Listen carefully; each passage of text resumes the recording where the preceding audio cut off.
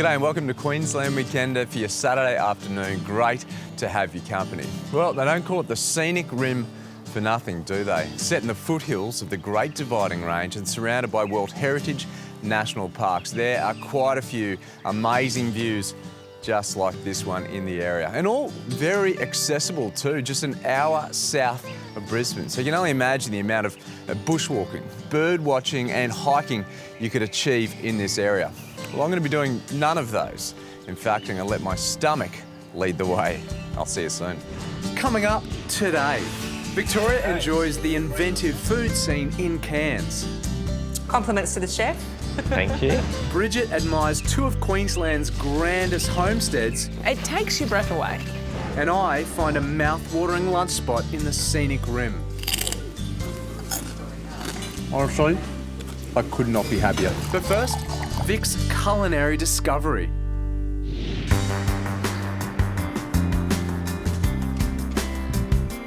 Cairns, it's the spectacular centrepiece of the tropical north, with the shimmering coral sea on one side and a hinterland of rainforest and rich pastures on the other.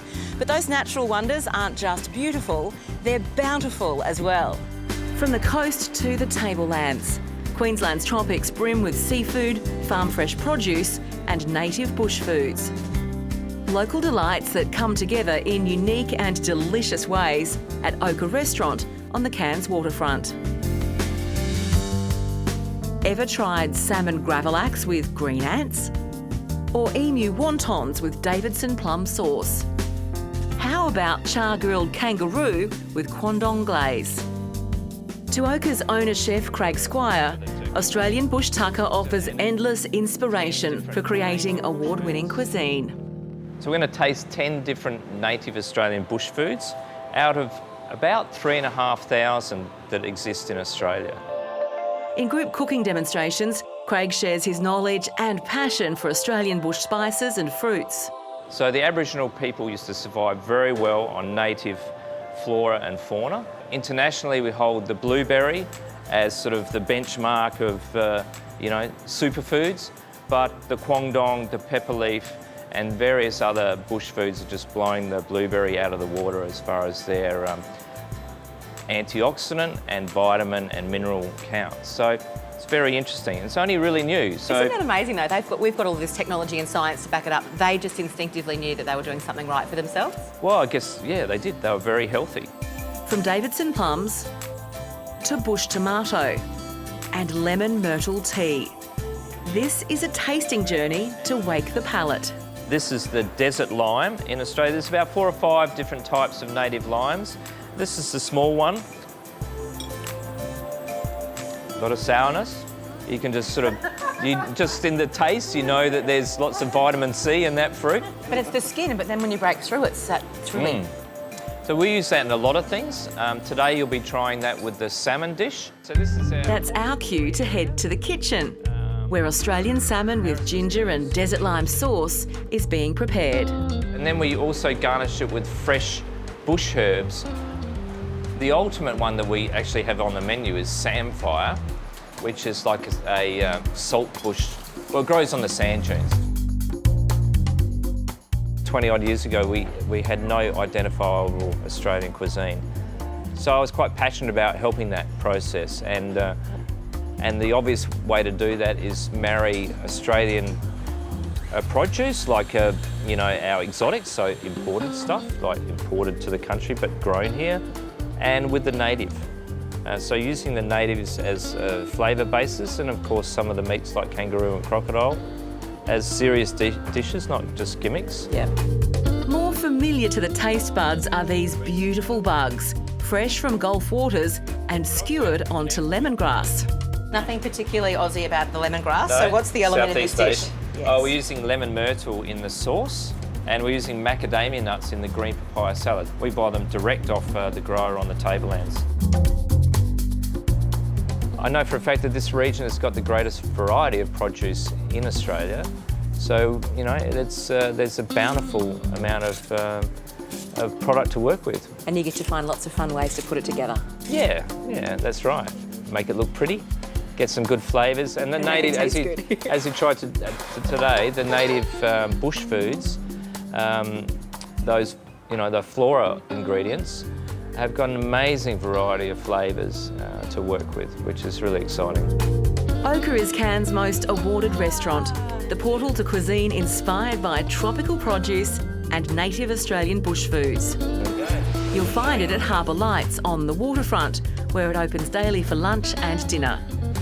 Craig's cooking demonstrations are by appointment for groups only, and they include a 3-course lunch with wine. Compliments to the chef. Thank you.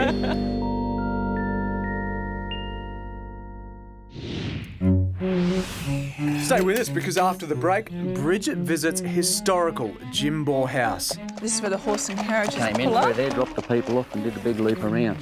Oh. Yeah.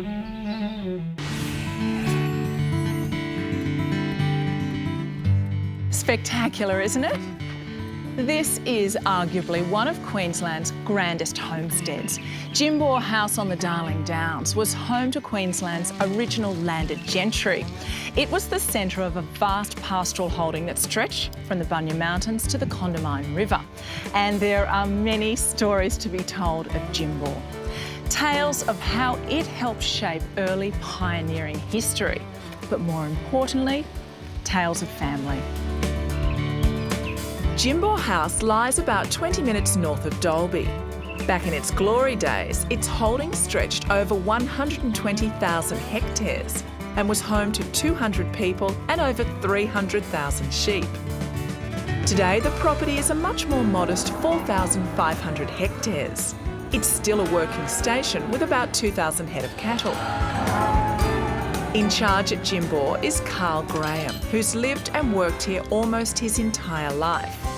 In fact, his father used to be the station manager, and now Carl's son Jake is lending a hand. Well, we came here in '71 and I went to school down at Jimba City, and been here ever since pretty much. I did an apprenticeship in Dalby when I left school, and after that, thought this was pretty good and stayed here. How does it feel to have such history on one place? Oh, it's a lot of places you go to, it's sort of half fabricated, but here it's all natural history. It's a pretty special place. Carl's family story is typical of the generational thread that has run through Jimbo's history for almost a century and a half. And that history can be uncovered in the beautiful gardens of Jimbo on its Living History Walk. A gold coin donation is all that's needed to enter. Then just grab yourself a brochure. The walk is self-guided, but today I'm getting a personalised tour from Carl. This is where the horse and carriages Came in through there, dropped the people off and did a big loop around.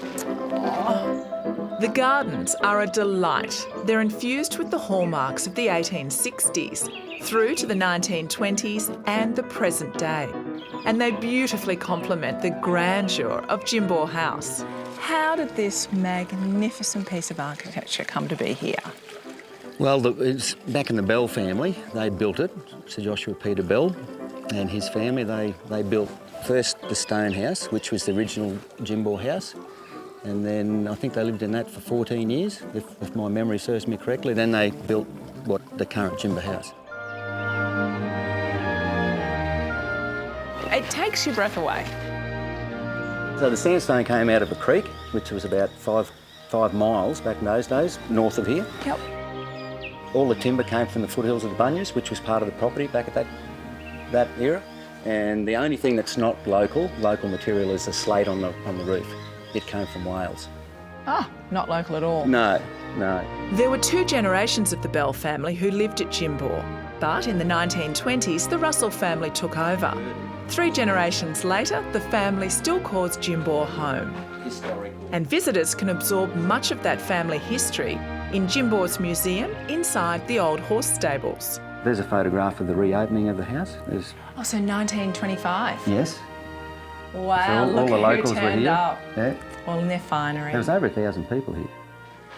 See, and that was back in the day when there were people living in the country. That's right.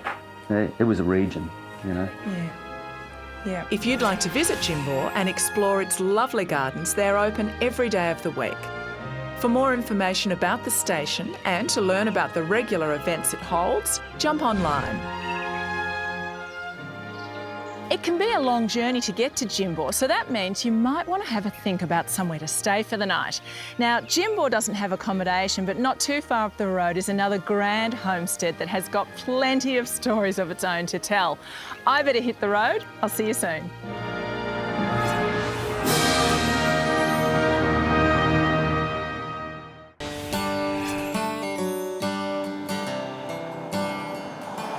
Before the break, you would have seen me at arguably one of Queensland's grandest homes, Jimbour House. Well, just 1 hour's drive away is another grand homestead that is definitely worth visiting. It's a charming place that played an important part in Queensland's pastoral history. My journey today is taking me over the Bunya Mountains towards Kingaroy, to an area once known as Tabinga Station. It no longer exists, but there is a wonderful reminder of its grand past. What remains is Tabinga Homestead. It's Queensland's oldest continuously lived-in rural home, and the same family has owned it since 1887. Libby Lou and her husband Colin are my hosts during my Tabinga stay. It was Libby's grandfather, Arthur Youngman, who purchased the property in the late 1800s. There's so much history to discover at the homestead, and Libby and Colin enjoy welcoming guests. And they sure know how to make it a lovely experience. Home-cooked country dinners and cosy accommodation in their historic cottages. The cottages are fully self-contained and they really are a rustic home away from home. They're perfect for the whole family or a romantic getaway. Now, this particular cottage is called the Single Men's Quarters, and there's no prizes for guessing why. Now, I'm going to see you in the morning, so good night.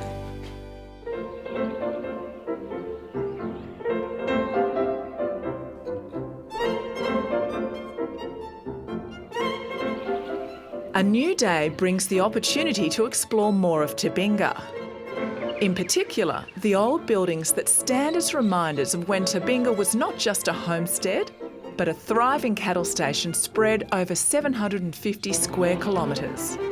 At its height of its heyday, how many people would have been living here? I understand from a gentleman I met who worked here as a milk boy in the 1930s that he was milking for about 30 people then living and working here. That very milk boy probably spent a lot of time here in the old dairy as he carted buckets of milk from the stables with a yoke. You can have a bucket either side. Sloshing away full of Yeah, milk? sloshing away. We're walking in history. You're walking it every day. Yeah, How that's wonderful. right, that's right. And sometimes, you know, we tend to take it for granted or not notice. It takes a visitor like you to remind us. Many visitors are attracted to Tabinga when Colin and Libby hold one of their regular musical events. Here we go. Well, this is our music barn.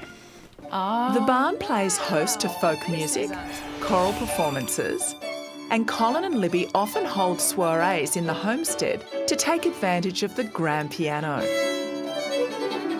We think the music is a wonderful way to share Tabinga with people, and it's not good having not much point having a historic property and having it all locked away. You'd think Colin and Libby would be busy enough with maintaining the property and hosting guests, but somehow they still find time to run a herd of Murray grey beef cattle. The Tabinga way of life from the old days is very much alive and well. So where we stand today and the homestead, it really was the start of the pastoral industry. Absolutely. And that's why Tabinga is listed on the National Estate, because of its contribution to the development of pastoral industry. If you'd like to visit Tabinga, get in touch with Colin and Libby.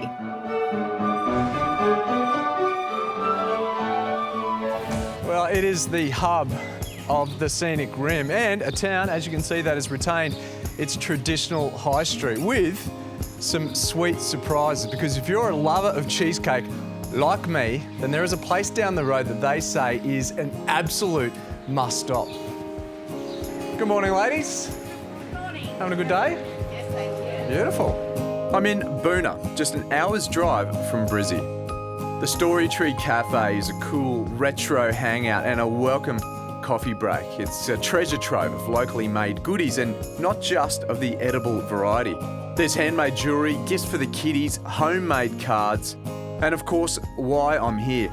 The cheesecake, vanilla baked, no less, smooth as you like. Stick around, more burner sweetness after the break. I'm just going to have one more.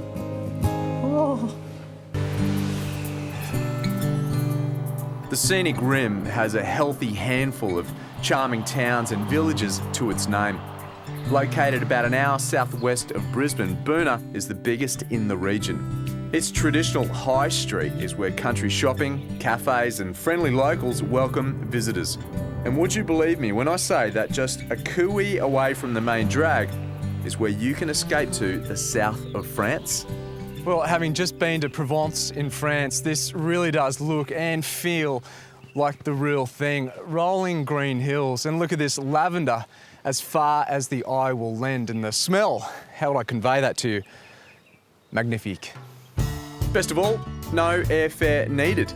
This meandering sea of vivid violet belongs to Koo Roomba Lavender Farm and Vineyard, only 10 minutes from Boonah, and offers up 6 pretty hectares of vines and lavender fields with mountain views. The bloke who owns it is born and bred out here, so much so, he was named after his parents' favourite local watering hole, the Dugandan Hotel. So folks, meet Dugan. And this property itself, it's got some incredible history as well. Tell me a little bit about that. Cooch was one of the most famous cattle properties in Queensland. It's had, is that right? It's had the likes of the Queen Mum stay there in the main homestead. It's had the Prince of Wales. It's Agatha Christie has stayed there, done a lot of writing there. So it's got plenty of history in the district and the area, but also in Queensland as well. Where we are sitting was once the horse paddock, but now it's the visitors and the local wallabies who get to enjoy the views. It's just one of those places that as soon as you walk through that door, you forget about everything else going on in life, work life or whatever else may be happening, and you just take it all in and you get lost in it, and it's truly a unique spot. And if we can have lavender over vines, over view with a beautiful restaurant and just a wonderful view, then what more do you need? Lavender has a lot more uses than making hanky smell nice, let me tell you. It has a long history as a healing herb. It's known for its antibacterial properties and as a sleep aid, so you'll find a lot of lavender products in the gift shop. And then there's its culinary uses. I'm told the lavender scones fly out of the kitchen's oven. Wine tastings are very popular as well. You could prop yourself up at the boomerang-shaped bar and easily settle in for the afternoon. Let me just give you a little snapshot of the food. Each and every plate is a triumph of edible art.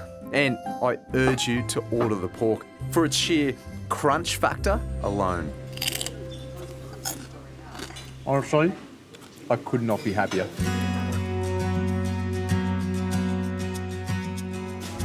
Heaven. Heaven. Make sure you save room for dessert. The taste of lavender will linger. Koo Roomba Vineyards Restaurant is open Wednesday to Sunday from 10 a.m. for morning tea and 11:30 to 2:30 p.m. for lunch. All-day dining is available on Saturdays, including dinner. And the cellar door is also open Wednesday to Sundays with tastings just $3.50 per person. A heavenly sight when you've spent the good part of your day eating and you're ready for a siesta is the Old Church B&B just 15 minutes down the road. It has 3 en-suited bedrooms to choose from, all with private balconies.